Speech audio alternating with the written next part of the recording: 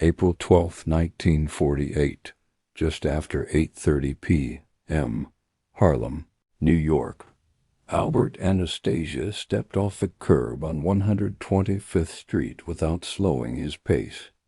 Traffic moved around him. People didn't. He crossed with two men, coats buttoned, hands free, eyes forward. No announcement, no permission. By the time he reached the sidewalk, the message had already traveled ahead of him.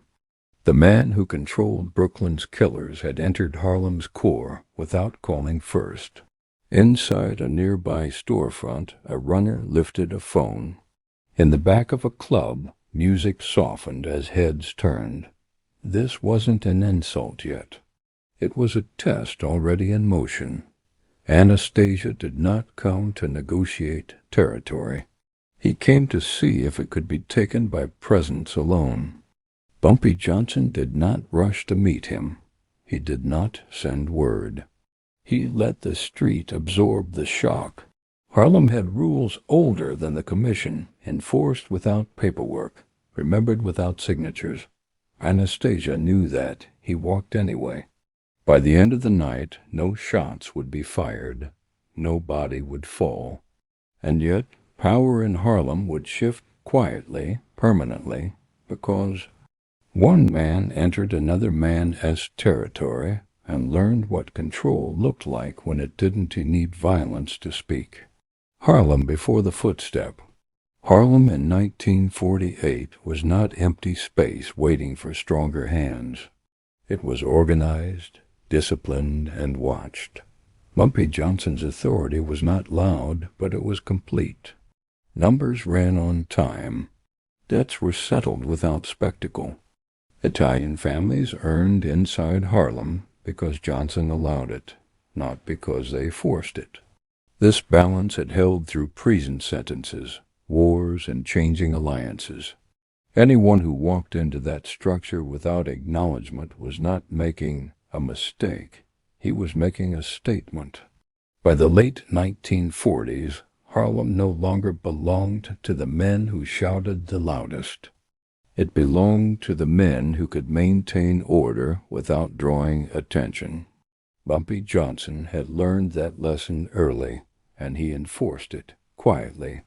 He did not control Harlem by terrorizing it. He controlled it by making violence unnecessary most of the time. That distinction mattered. It meant storefronts stayed open. It meant runners weren't sloppy. It meant disputes ended before they reached the street. Johnson's system did not depend on constant presence. It depended on memory. People remembered what happened when agreements were broken. They remembered which debts had been forgiven and which had been collected down to the last dollar. They remembered that Bumpy Johnson listened before he acted, and that when he did act, it was final. Harlem did not need daily reminders of who was in charge. The structure held on its own. Italian crime families understood this reality even if they didn't fully respect it. Harlem was profitable, and profit made compromise attractive. The numbers racket alone generated millions, and much of that money moved through black operators who answered to Johnson. Italians skimmed where they were permitted to skim. They partnered where partnership was offered. They did not push past the limits, because pushing created instability, and instability invited scrutiny. The streets reflected that understanding. Violence existed, but it was controlled. A beating in an alley. A warning delivered through intermediaries. A man quietly removed from circulation. Bodies were rare and public scenes rarer still. Harlem could not afford chaos. It sat too close to downtown power, too close to political eyes, too close to federal interest. Johnson's restraint was not softness. It was strategy shaped by geography and experience. Bumpy Johnson himself moved through Harlem without ceremony. He walked familiar routes. He sat in familiar rooms. People noticed him without staring.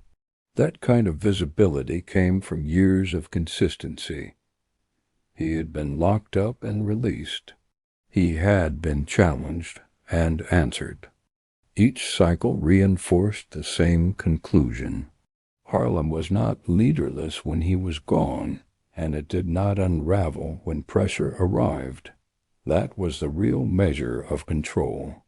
What made Harlem different from other territories was not the absence of ambition, but the clarity of boundaries.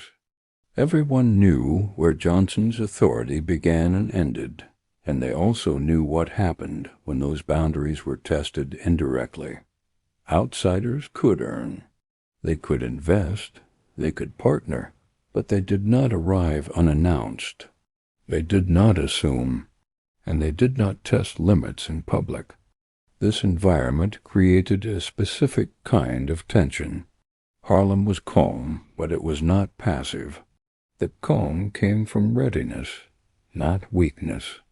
Every operation ran with redundancy. Every lieutenant knew who to call. Every corner had eyes that did not belong to the police. When something changed, the neighborhood knew before the newspapers did. So when word spread that Albert Anastasia had crossed into Harlem without sending for Johnson first, the reaction was not panic. It was assessment. People noted the timing, the location, the men with him. They did not intervene because intervention was not their role. Harlem did not react impulsively. It absorbed information and waited. This was the world Anastasia stepped into. Not disorder, not chaos. A functioning system that had survived louder men than him. Whatever he intended by walking those streets, he was entering a place where power did not announce itself, and where silence, when used correctly, carried more weight than threats ever could. Anastasia's reputation arrives first. Albert Anastasia did not need introductions. His name traveled faster than his body. As a leader of Murder, Inc., his power came from certainty orders given once, carried out without discussion. In Brooklyn, that method worked. Fear replaced conversation. Anastasia understood commissions, boundaries, and alliances. He also believed some men ruled, because no one had challenged them directly. Harlem was about to be tested under that belief. By 1948, Anastasia's reputation was already fixed in the underworld. It was not built on speeches or diplomacy. It was built on outcomes. When he gave an order, men died. When he withdrew support, men disappeared. There was no second guessing his intent because there was no history of restraint once a decision had been made. That clarity made him valuable to the families that relied on enforcement rather than persuasion. In Brooklyn, his authority functioned as an extension of the Commission's darker logic. Rules existed, but they were upheld by consequence rather than consensus. Anastasia did not argue cases. He ended them. His presence alone altered rooms. Conversations shortened. Disagreements narrowed. People did not look for compromise when he was involved. They looked for survival. That approach shaped how others interpreted his movements. When Anastasia traveled, it was rarely accidental. He did not wander into neighborhoods for visibility or vanity. He moved when something required recalibration.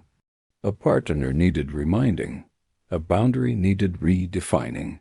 Or a man needed to be measured in person rather than through intermediaries. Each trip carried intent, even if the intent was never stated aloud. Harlem, from Anastasia's perspective, was an anomaly. It generated money that flowed through Italian hands without direct Italian control. It remained calm without Italian enforcement. And it answered to a man who did not sit on the commission and did not rely on Italian soldiers to maintain order. To Anastasia, that combination suggested something incomplete. Either Harlem was being underutilized, or its leadership had never been properly challenged. Anastasia believed in confrontation as a diagnostic tool. You applied pressure and observed the response. Men who ruled through fear reacted immediately. Men who ruled through bluff overreacted. Only a small number of leaders absorbed pressure without revealing weakness. Anastasia had tested this theory repeatedly, and it had served him well. In his experience, most systems cracked when pushed directly. His association with Murder, Inc. reinforced that worldview. The organization existed to remove obstacles efficiently. It was not concerned with territory or administration. Its role was to enforce decisions already made. Anastasia's authority came from being the man who decided when enforcement was required. That position shaped how he saw power itself, not as something negotiated, but as something demonstrated. This reputation traveled independently of him.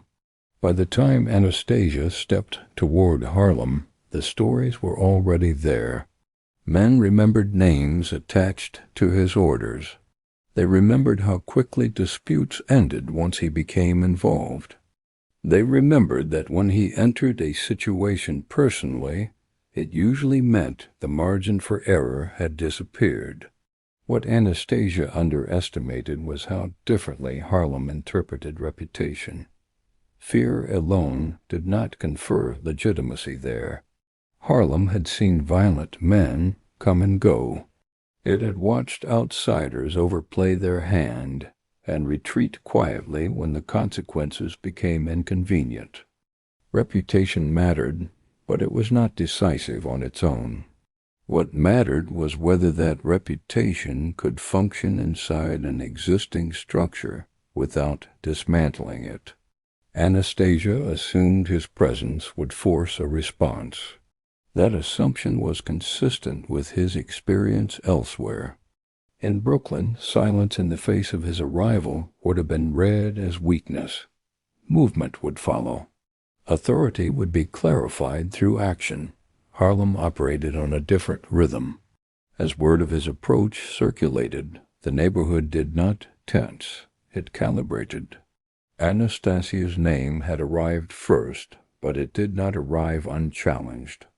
It arrived to be measured against a system that did not depend on fear to survive. And in that quiet comparison, something began to shift subtly, but irreversibly before Anastasia ever set foot on the street. The walk was the message. Anastasia's decision was simple and deliberate. He would walk the street himself, no emissary, no request. Presence was leverage. The move relied on one assumption, that Bumpy Johnson would either confront him publicly or ignore him completely. Either response could be exploited. What Anastasia did not account for was a third option, one that removed the advantage without creating a scene. Anastasia chose the time carefully. Early evening, when the street was full, but not crowded enough to disappear into. Visibility mattered. He wanted to be seen without having to announce himself. 2 men accompanied him, positioned close enough to signal seriousness, but not close enough to suggest fear. Their coats were clean. Their hands stayed visible. Everything about the walk was controlled. This was not how negotiations were traditionally opened. In most territories, first contact came through intermediaries, lawyers, accountants, trusted lieutenants. A request would be framed as cooperation. A demand would be softened by language. Anastasia bypassed all of that. Walking the street was not about business terms. It was about hierarchy.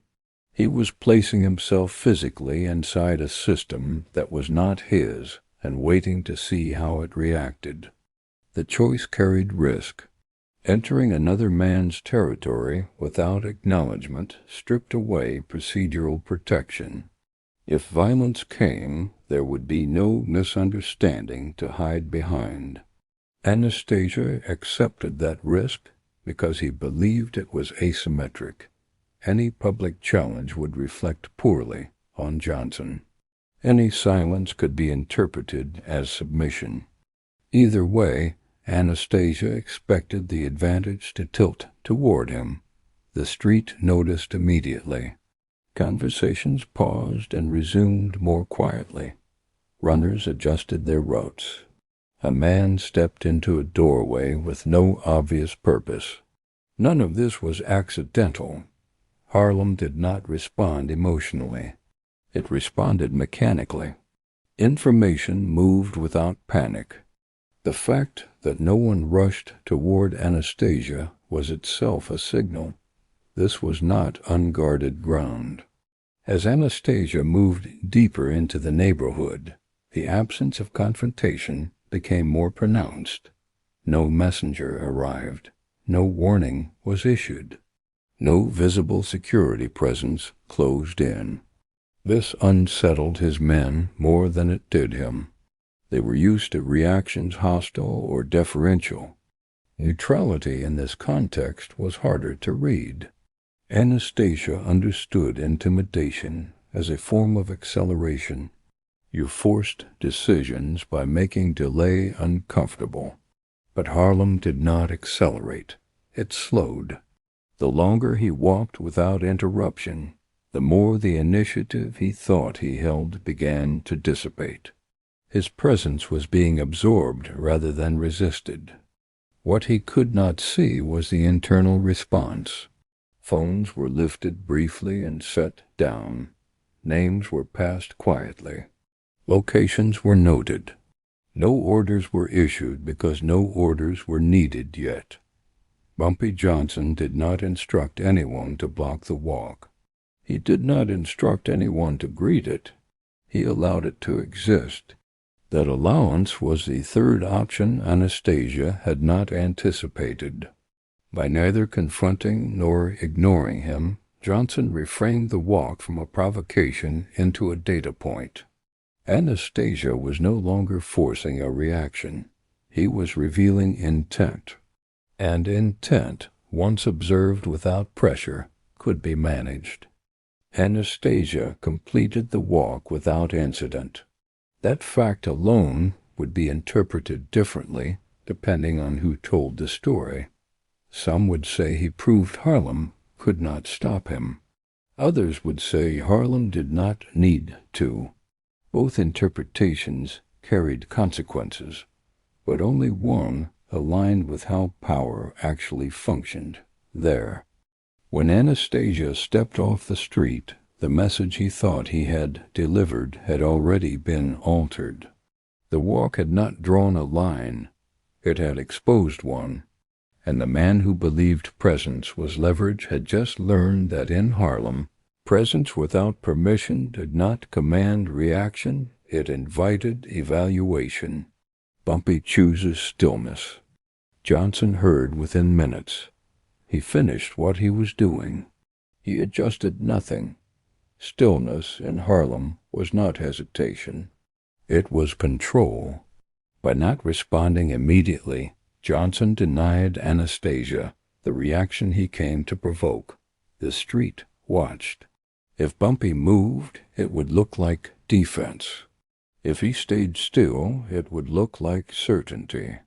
That distinction mattered more than muscle. Bumpy Johnson had built his authority on understanding tempo. He knew when speed created advantage and when it exposed weakness.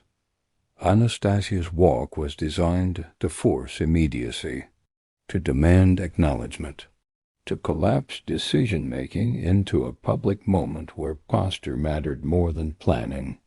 Johnson refused to give him that moment.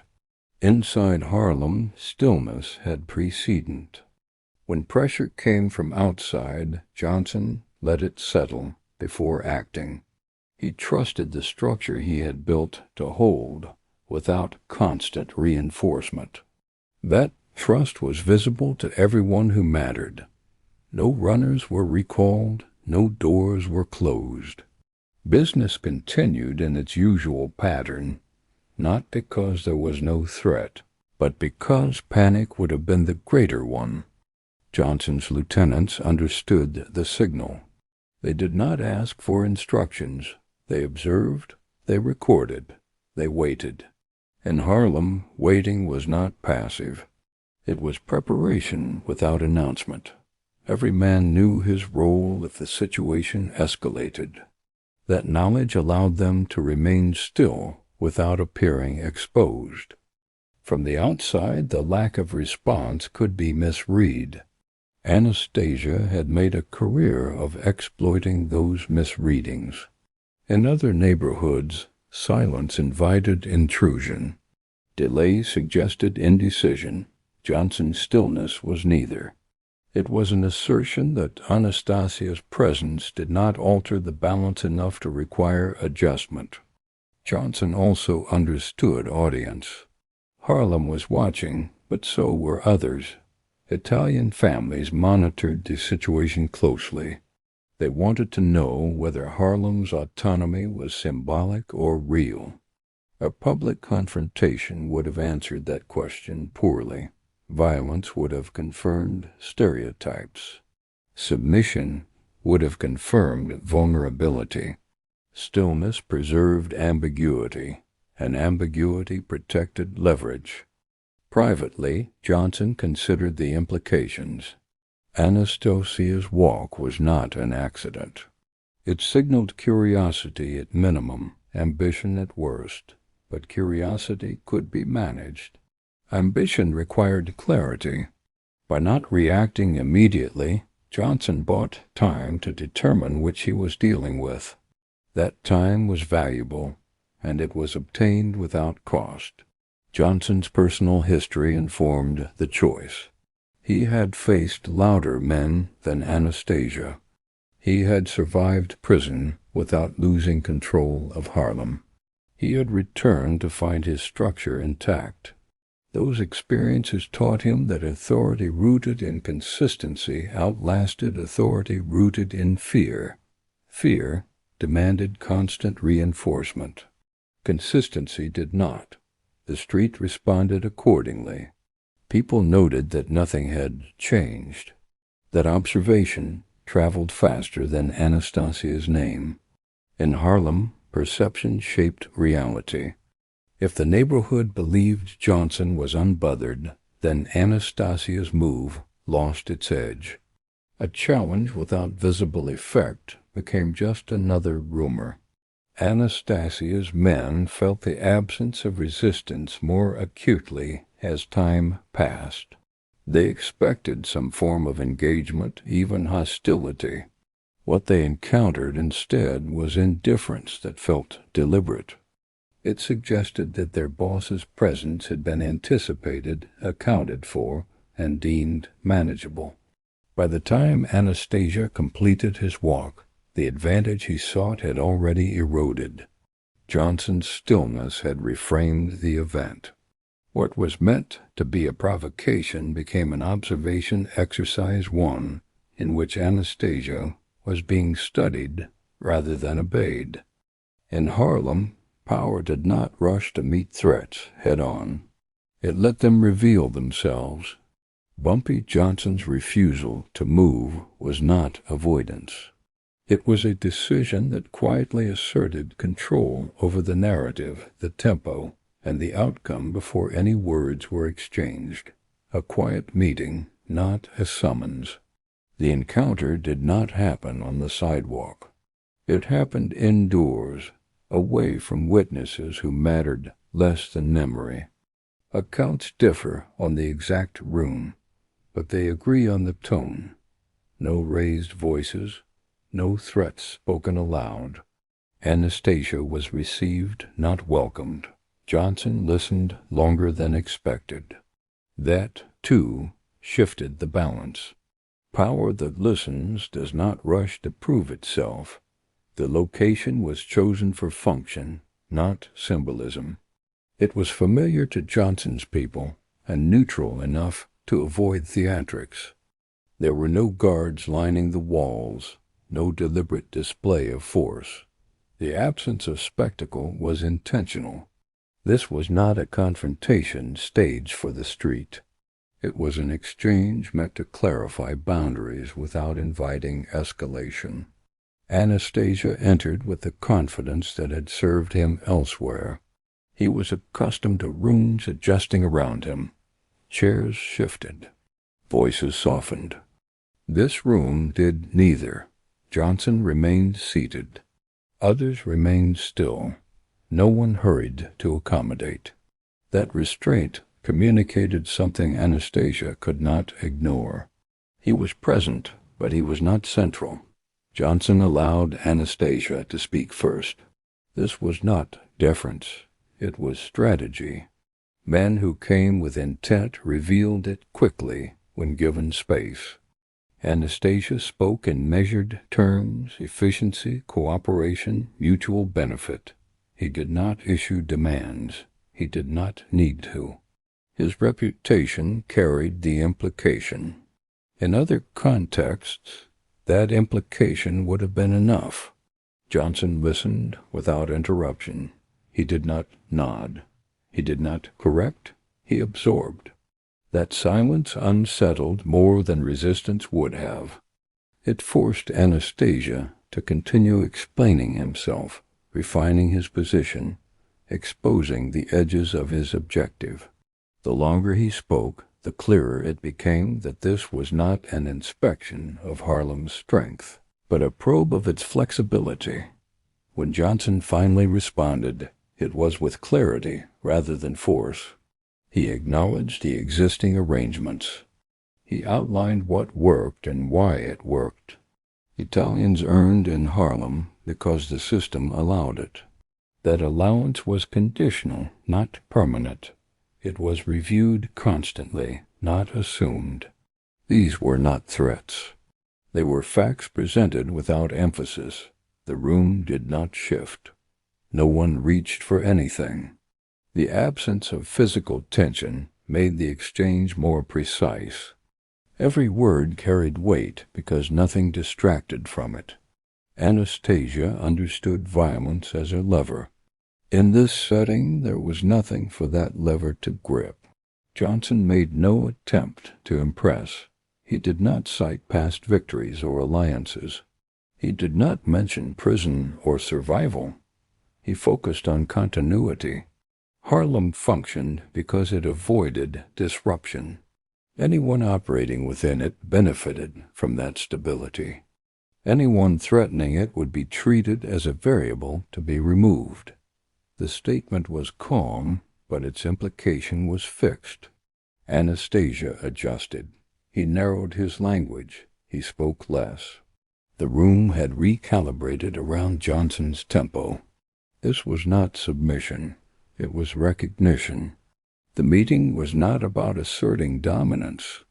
It was about determining whether dominance could be extended without resistance. The answer was becoming apparent. Johnson did not close the meeting decisively. He did not offer terms or timelines. He allowed the conversation to end naturally, without ceremony. That, too, was deliberate. Endings defined authority as much as beginnings. By not formalizing the exchange, Johnson denied Anastasia a clear outcome to leverage elsewhere. When Anastasia left the room, nothing had been agreed upon. That absence of agreement was itself a conclusion. Harlem's boundaries had been restated without being redrawn. Anastasia had been heard, not accommodated. In the underworld, meetings often ended with clarity enforced by fear. This one ended with understanding enforced by structure. The quiet was not accidental. It was the sound of power choosing precision over display, and in doing so shifting the balance without leaving a mark. Lines that were not crossed. Anastasia did not claim Harlem. He did not ask for it either. He spoke of cooperation, of efficiency, of shared profits. Johnson responded by clarifying what already existed. Italians operated in Harlem because Harlem allowed it. That permission could be adjusted, slowed, or withdrawn. No knives appeared. No men stood up. The weight came from the implication that order here did not depend on Brooklyn's killers. This distinction mattered because it framed the entire exchange. Anastasia's power was rooted in enforcement. Johnson's was rooted in concept maintained through predictability. Both generated profit, but only one required constant intervention. By refusing to cross certain lines, both men signaled an understanding of the consequences that followed when those lines were ignored. Anastasia knew better than to demand territory outright. Harlem was too visible, too interconnected, and too politically sensitive for open seizure. Instead, he framed his interest as optimization. Fewer intermediaries, cleaner percentages, faster resolutions. These were familiar arguments used successfully elsewhere to justify deeper involvement without naming it as expansion. Johnson's response stripped those arguments of their leverage. He did not reject cooperation. He contextualized it. Harlem already functioned efficiently because it was insulated from outside enforcement models. Introducing new structures would not improve operations. It would complicate them. That complication would be measured in disruption, and disruption would not be tolerated. By presenting Harlem's order as self-sustaining, Johnson removed the necessity Anastasia relied upon. Murder, Inc. existed, solved problems. Johnson was stating, without emphasis, that Harlem did not have one requiring that solution. The absence of need was more powerful than any threat could have been. The men in the room understood what was being avoided. A public dispute between black and Italian organizations would draw attention neither side wanted. It would invite scrutiny from law enforcement already eager to justify expanded operations. Both Johnson and Anastasia had survived long enough to recognize that some victories were Pyrrhic by design. This mutual restraint did not imply equality. It implied awareness. Anastasia held influence that extended far beyond Harlem.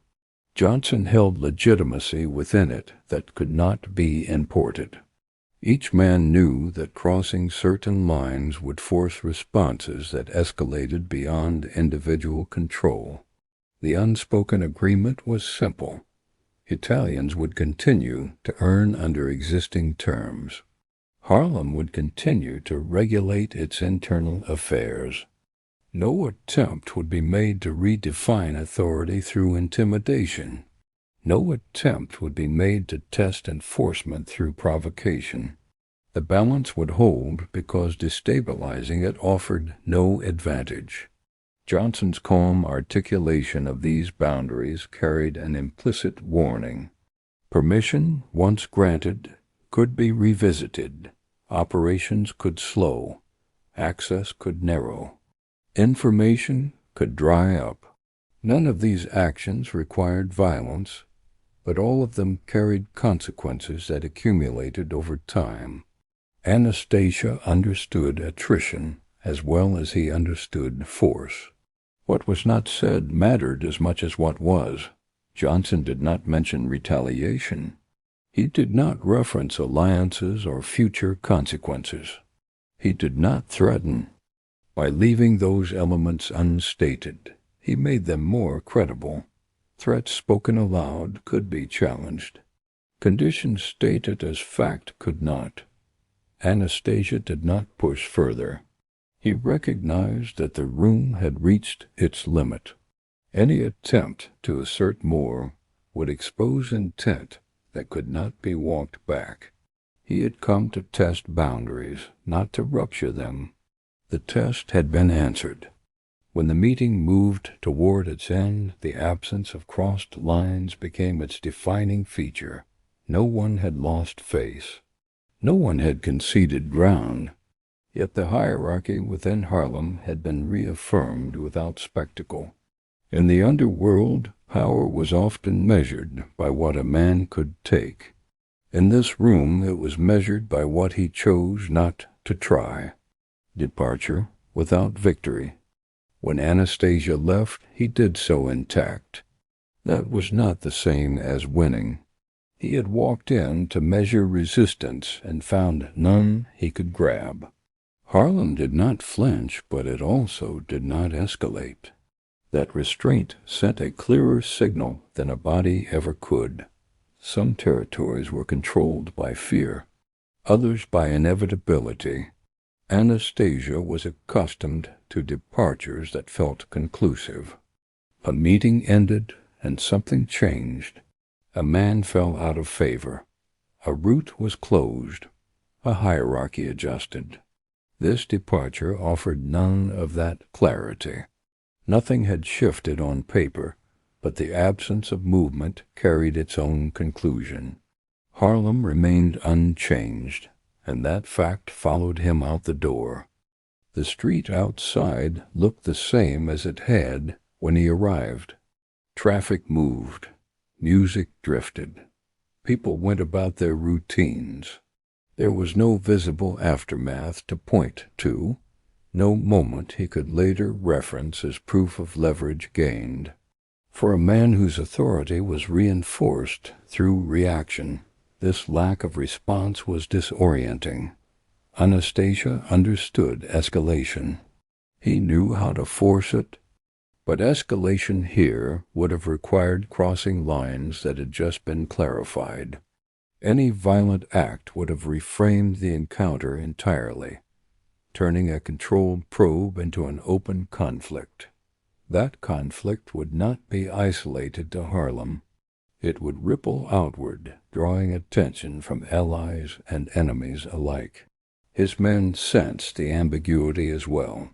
They stayed close, alert, but unused. No one tested them. No one followed. That absence of friction denied them purpose. They were instruments designed for confrontation, and confrontation had not arrived. As Anastasia moved away from Harlem, the evaluation continued not of Harlem, but of him. Other figures in the underworld would hear that he had entered Johnson's territory and left without altering its structure. The story would not be framed as failure, but it would not be framed as dominance either. It would be framed as containment. Containment carried implications. It suggested that Harlem was not open to absorption. It suggested that its leadership could absorb pressure without responding publicly. That kind of stability made interference costly. It forced outsiders to calculate long-term consequences rather than short-term gains. Anastasia was not a man who ignored such calculations. He had survived by recognizing when force produced diminishing returns. Harlem presented that scenario clearly. The absence of visible resistance did not indicate weakness. It indicated a system confident enough to let intrusion pass without reaction. The restraint he encountered also reframed his own reputation. Fear functioned best where it could be demonstrated. In Harlem there was no stage for demonstration that did not also undermine his position. Violence would have made him look impulsive. Retreat made him look measured. Neither outcome offered advantage. Johnson's approach ensured that. By allowing Anastasia to leave intact, he avoided creating a grievance that required resolution. There was no blood debt, no public insult, no narrative of humiliation that could be exploited later. The interaction ended cleanly, and that cleanliness limited future options. As Anastasia exited the territory, the balance of power remained visible only to those who understood its language. Harlem had not repelled him. It had absorbed him. That distinction mattered. Absorption implied dominance without enforcement. In the days that followed, operations continued as before. Italians earned where they had earned. Harlem regulated its affairs without interference. The walk became a reference point rather than a turning point, a moment noted quietly by those who measured authority in outcomes rather than appearances. Anastasia's departure underscored a lesson he could not dismiss. Not every territory yielded to pressure. Some systems were built to endure it. Harlem had demonstrated that endurance without spectacle, and in doing so it had closed the door to conquest, without ever needing to lock it.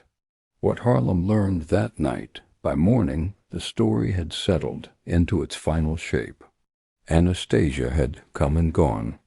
Nothing burned, nothing bled. And yet everyone understood what had been demonstrated. Harlem did not need to prove itself. It absorbed pressure and remained unchanged.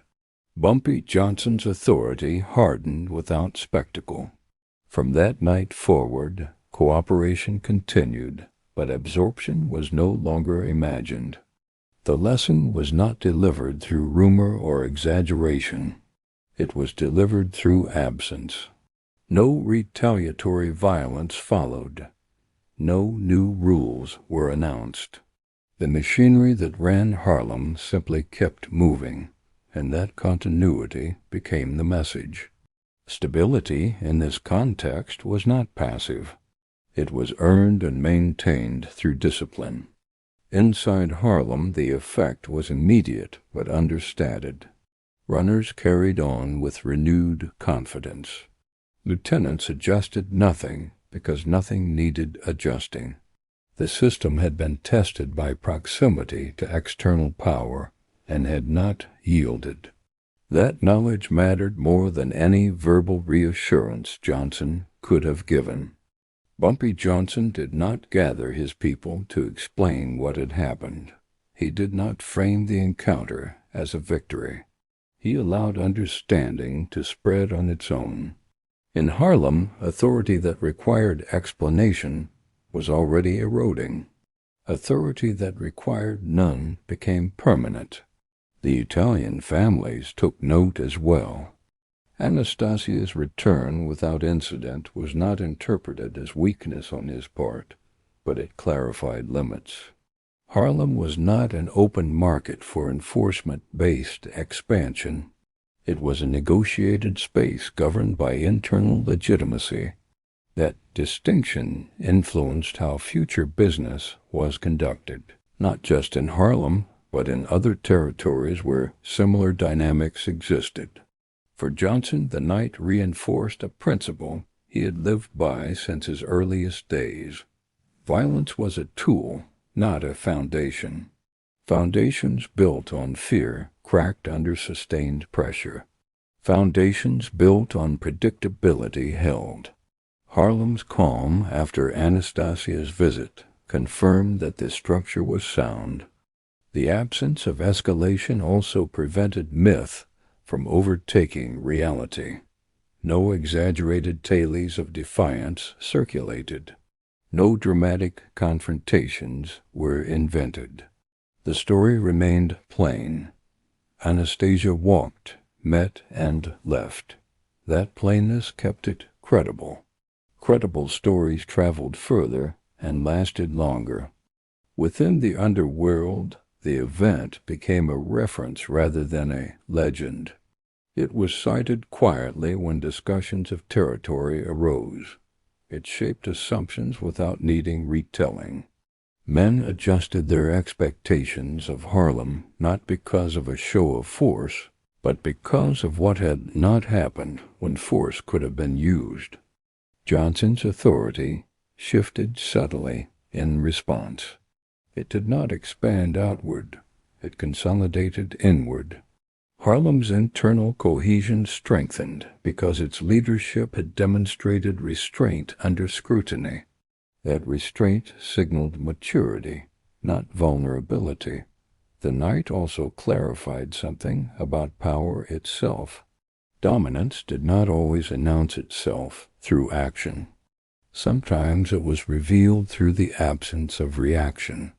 By choosing not to escalate, Johnson had defined the terms on which future interactions would occur. From that point forward, no serious figure assumed Harlem could be absorbed through pressure alone. Cooperation remained possible, but only within established boundaries. That understanding reduced conflict before it formed. It also insulated Harlem from the cycles of violence that plagued other neighborhoods when leadership was constantly challenged. What Harlem learned was simple but enduring. It did not need to match force with force to remain sovereign. It needed to remain consistent. That consistency turned an intrusion into a confirmation. The night passed without headlines. The city woke unchanged. But in the quiet spaces where power was actually measured, the conclusion was clear.